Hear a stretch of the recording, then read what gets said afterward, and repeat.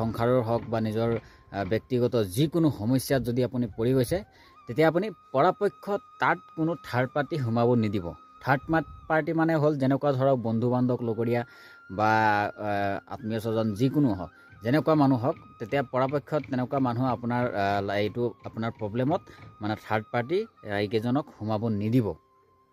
যিমানটো পাৰে আপুনি নিজৰ মানে নিজে যুঁজি হ'লেও লাষ্ট পৰ্যন্ত আপুনি কাকো নক'ব। আৰু যদি আপুনি এই আপোনাৰ প্ৰব্লেমটোৰ বিষয়ে যদি আপোনাৰ লগৰীয়া বন্ধু বান্ধৱক আপুনি কাৰোবাক যদি কৈ দিয়ে, তেতিয়া কিন্তু সেইটো প্ৰব্লেমটো বাঢ়ি যোৱাৰ 100% চান্স থাকে। কাৰণ সেই প্ৰব্লেমটো আপোনাৰ বেলেগ দিশতহে গুচি যাব। কথাটো বুজি পাইছে?